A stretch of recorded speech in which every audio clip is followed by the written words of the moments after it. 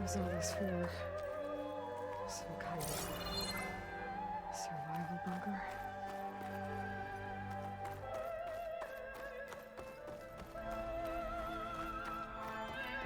What is this? Just a few favorites from my collection. Rescued and stored before I went off-world. Take a look, if you like. I'm curious to hear your impressions.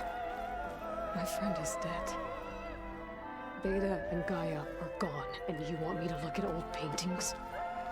Don't be so quick to dismiss the comfort we can find in art, or the insight we might gain.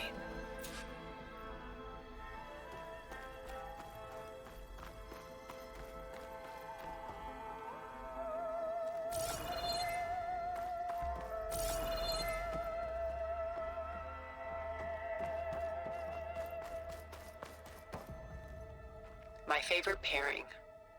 On the left is woman reading a letter by Vermeer, a true master.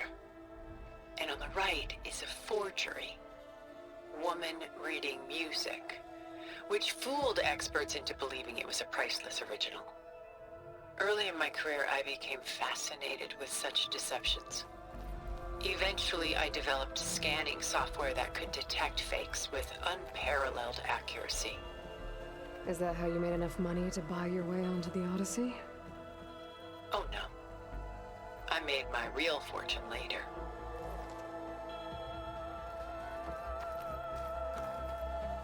This is Rembrandt painting Jeremiah, a man in mourning. Mourning what? His home. The ancient city of Jerusalem.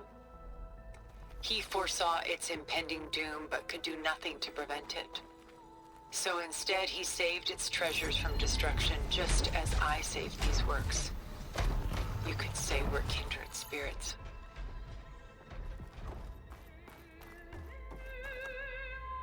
Rembrandt's The Night Watch, by far the most famous painting my homeland ever produced. It was commissioned to honor a militia made up of influential citizens. I guess you must have been an influential citizen. In my day. But not as influential as you've been in this new world.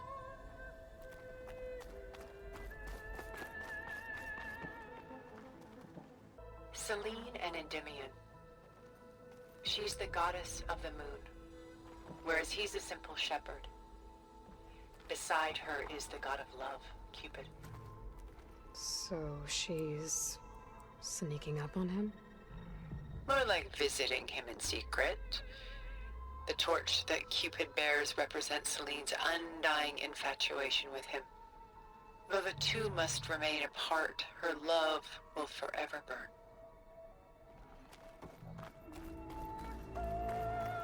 A portrait of the painter, Rembrandt's son Titus, depicted in the habit of a monk.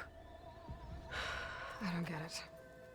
Why would someone like you, with infinite resources, care about this painting of a boy in a hood? It's not the image itself, but the feeling it conveys. The face is bright and defined, but his eyes are downcast, heavy with misfortune. And the background seems to swallow all light. The painting is infused with a sense of loss. I guess I understand how the painter feels.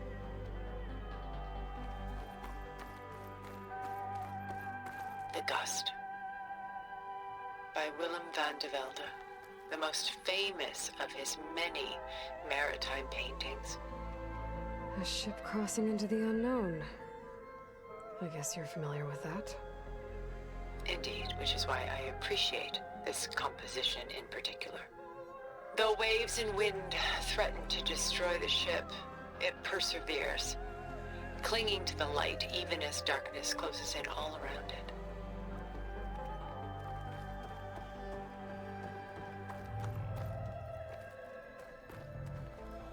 She's pulling out her own hair. Out of madness, out of grief. It's hard to watch her suffer. Stunning, isn't it? paintings weren't the only masterpieces of my people's golden age. This is Von Vianen's leaded ewer, molded from a single sheet of silver. What was it for? How like Elizabeth you are. Function over form. Its practical purpose was less important than its meaning. Von Vianen created it in honor of his late brother, who himself was a famous silversmith. A memorial. Yes. Such beauty from sorrow. A lot of weight on his shoulders. I know the feeling.